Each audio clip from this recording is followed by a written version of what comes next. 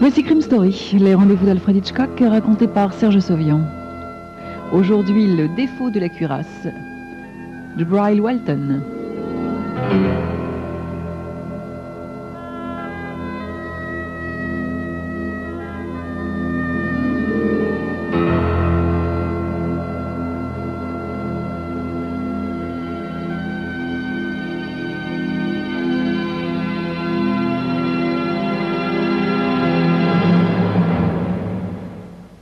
La première fois que Maurice Bazin vit Georges Morel, c'était un lundi matin à 10h15. Il le revit à 2h de l'après-midi ce même jour et vers 2h20, il décida de l'assassiner. Qu'un homme qui fait la connaissance d'un autre homme en vienne à le détester au point de vouloir le supprimer 4h05 plus tard, cela demande, je vous l'accorde, quelques explications. Ce jour-là, Maurice Bazin arriva à l'hôtel particulier du colonel de Bergerac à 10h du matin, comme il le faisait ponctuellement depuis 13 ans. Il entra, comme d'habitude, par la porte de service. Dans le brouillard, l'hôtel particulier ressemblait plus que jamais à un château médiéval. Maurice Bazin venait d'ouvrir la porte lorsqu'il entendit un violent choc métallique venant du fond de la cour. D'un pas hésitant, il se glissa jusqu'à l'arrière d'un véhicule garé devant la porte de la salle des armures. Un homme de forte corpulence ramassait dans la boue le plastron d'une armure qu'il souleva et lança à l'intérieur du camion avec un fracas épouvantable. Un autre homme titubait sous le poids du reste de l'armure, dont une jambière métallique, puis un brassard se détachèrent et tombèrent à terre. Ce fut ensuite le tour d'un gantelet dont les articulations s'éparpillèrent sur le sol mouillé. Les deux ouvriers les ramassèrent en maugréant et les jetèrent pêle-mêle dans le camion. Une espèce de terreur violente s'empara de Maurice Bazin et le fit foncer en avant. Il tenta d'arracher le poignet d'un gantelet d'acier des mains de l'un des déménageurs. « Donnez-moi ça, je suis le secrétaire du colonel de Bergerac. »« Bergerac? Connais pas. » Bazin saisit la poignée d'une épée et frappa l'homme. Tout le fardeau qu'il portait s'écroula et se répandit sur le ciment dans un tintamarre épouvantable. « Attends un peu de mes portions !» s'écria l'ouvrier. Il était taillé en Hercule.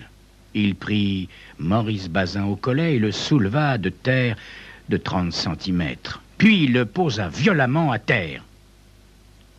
Enfin, il se tourna vers ses compagnons. « Allez, au boulot, les gars, il faut qu'on ait déménagé tout ce fourbi-là avant 4 heures. » Ivre de colère, Bazin traversa au pas de course le long couloir chevronné. Des armures gisaient comme des cadavres sur les dalles de pierre et des caisses de bois encombraient le sol. Un ouvrier, juché sur une échelle, arrachait des murs les hallebardes et les boucliers. Luttant contre une sensation d'étouffement, Maurice Bazin se rendit à son bureau, courant entre la double rangée d'armures d'une étroite galerie. Il ouvrit la porte de son bureau et éprouva un soulagement passager. L'armure noire gothique datant de 1460, que le colonel de Bergerac lui avait offerte en remerciement de ses bons et loyaux services, était toujours debout dans un angle de la pièce, près de sa table de travail. Bazin sortit précipitamment, monta un escalier en colimaçon, redescendit dans un autre hall faiblement éclairé et frappa à la double porte de chêne du cabinet de travail du colonel. Discrètement, bien qu'il fût au bord de la panique. « Entrez !» cria une voix qui n'était pas celle du colonel de Bergerac. Bazin entra, ferma doucement la porte. Hébété, il découvrit au milieu de la pièce une sorte de géant en manches de chemise dans l'attitude d'un joueur de golf, un club à la main. L'homme lui jeta à peine un regard, car il était trop occupé à lancer ses balles dans l'ouverture béante d'un heaume sans visière placé sur le sol. Un heaume du XVIIe siècle, s'il vous plaît. Maurice Bazin se sentit tout petit devant la formidable masse de cet homme qui pesait au moins 120 kilos, qui était tout en muscles et qui devait mesurer plus de 2 mètres. Je suis Maurice Bazin, secrétaire du colonel de Bergerac. Moi, je suis Georges Morel. Je suis ici pour l'hypothèque du colonel. Il faut que je voie le colonel de Bergerac tout de suite, monsieur Morel. Ah, désolé, mon petit vieux. Mais je croyais que vous étiez au courant. Le pauvre colonel a eu une attaque. Il est mort dimanche à 1h du matin. Bazin s'effondra, disparaissant presque dans un vaste fauteuil noir. Ah, mais écoutez, mon petit vieux, faut pas vous frapper. Comme ça, à quoi ça sert? Avec votre bagage et votre expérience, après avoir travaillé pour un homme comme le colonel de Bergerac, vous trouverez facilement du boulot. Sa collection privée. Ils emportent tout, monsieur Morel. Ils emportent tout.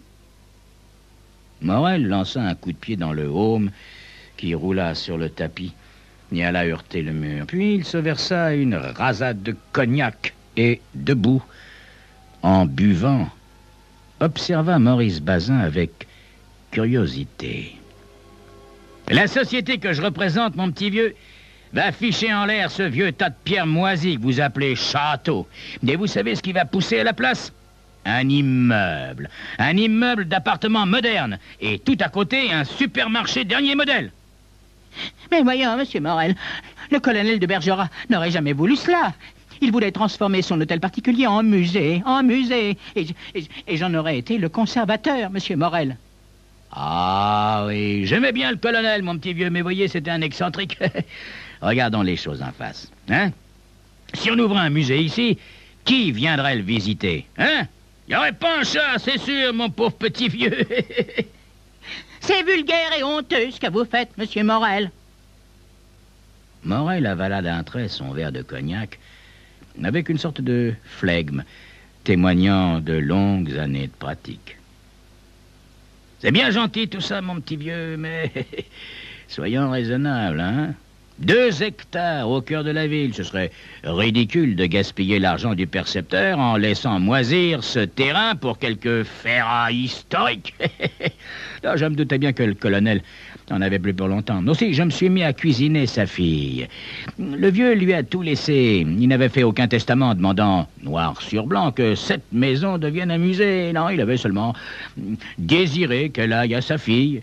Alors, lorsque j'ai vu mademoiselle de Bergerac et que je lui ai dit combien allait rapporter un immeuble de luxe avec un supermarché à côté, croyez-moi, il n'a plus été question de musée, mon petit vieux. Mais alors là, plus du tout. Mais c'est comme ça qu'il faut évoluer, mon petit vieux. Il faut marcher avec son temps. Bon, écoutez, venez me voir demain. Je vous trouverai bien un petit boulot quelconque.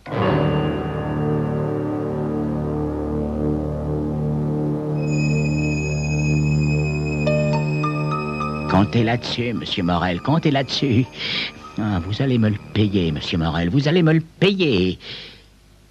Mais comment Maurice Bazin allait-il pouvoir se venger? Eh bien, c'est ce que vous saurez dans quelques instants. Oui, on vous retrouve dans...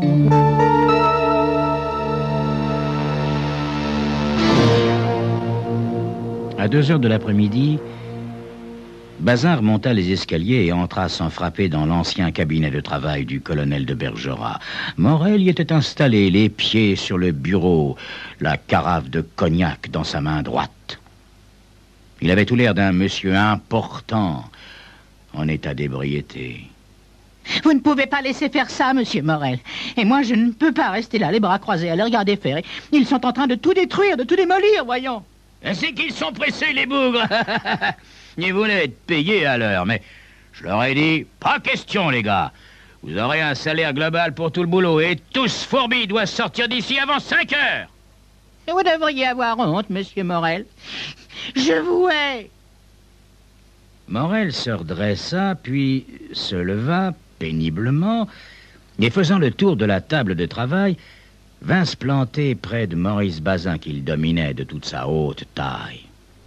Je commence à en avoir plein le dos de vous, mon petit vieux. Foutez-moi le camp, et plus vite que ça.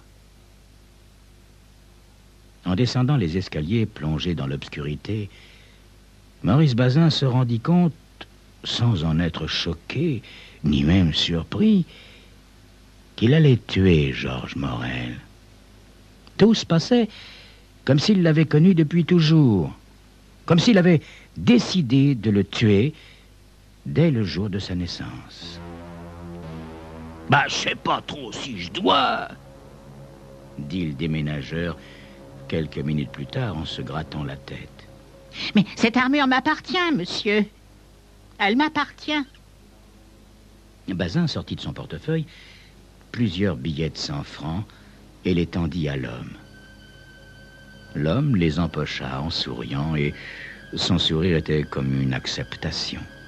« L'armure est dans mon bureau au fond du hall. J'ai besoin de vos hommes pour y porter une caisse. Celle-ci fera l'affaire. L'armure ne doit pas être démontée en aucun cas, mais posée soigneusement dans la caisse. Surtout ne détachez aucun membre de l'armure, sinon elle s'abîmerait, voyez-vous. Vous pouvez la charger en dernier. De cette façon, cela vous sera plus facile de la livrer chez moi en vous rendant à l'entrepôt. Tenez, voici mon adresse. » Quand il fut seul dans son bureau, Maurice Bazin s'attaqua à la tâche difficile d'endosser ce complet d'acier de près de 150 kilos. D'abord, bien sûr, il dut démanteler complètement l'armure. Il posa à plat sur le sol le plastron et la plaque dorsale réunis, agrafa les épaulières, puis, se mettant à quatre pattes, il se faufila entre les pièces articulées, passant sa tête par le col de l'armure.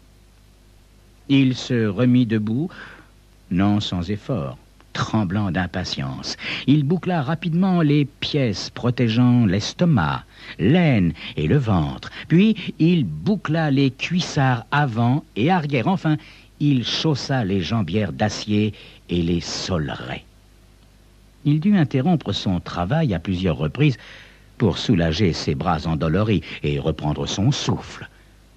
Il étouffait de chaleur. Son corps semblait s'enfler dans sa gaine métallique. La seule pensée qu'il pouvait échouer le mettait au bord de la panique. Il était essentiel qu'il fût complètement couvert pour qu'aucune partie de son corps ne fût exposée au coup que Morel ne manquerait pas de lui donner en se défendant, et aussi pour que les déménageurs ne soupçonnent rien en chargeant l'armure dans le camion. Bazin se démena tant et si bien qu'enfin il put ajuster la dernière boucle des pièces protégeant son corps. Au moment où il allait se saisir du haume, il se rappela qu'il devait téléphoner à Selma. Il posa le haume d'acier sur le bureau, décrocha l'appareil et composa le numéro.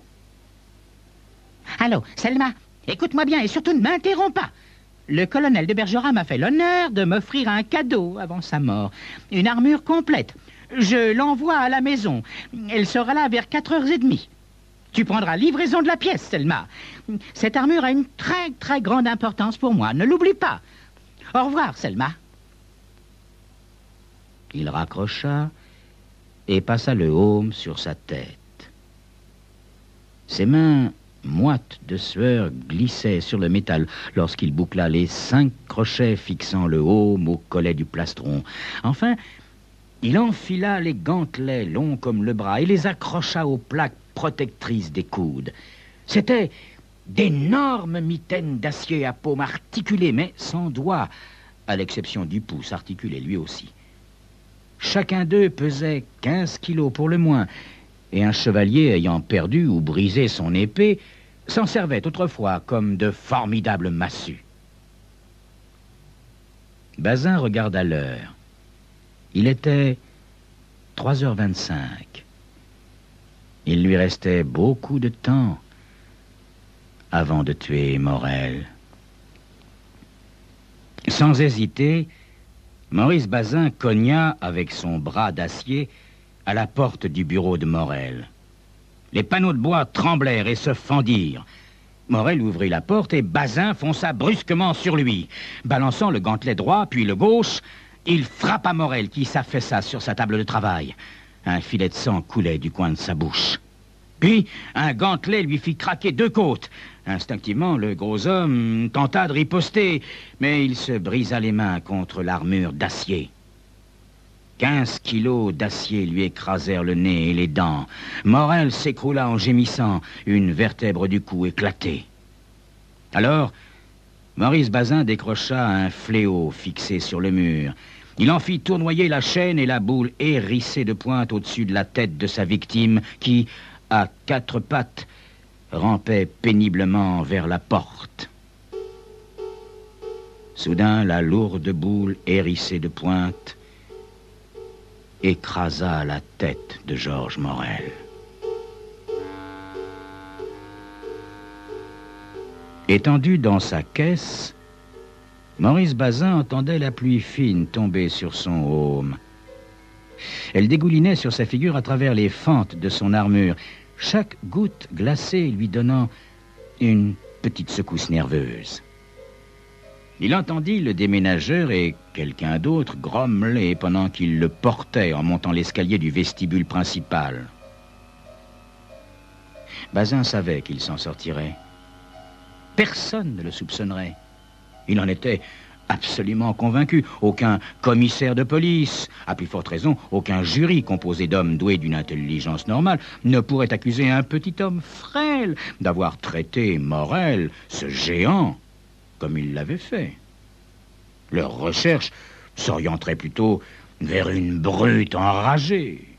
« Je ne veux pas de ce truc-là ici !» cria la voix de Selma.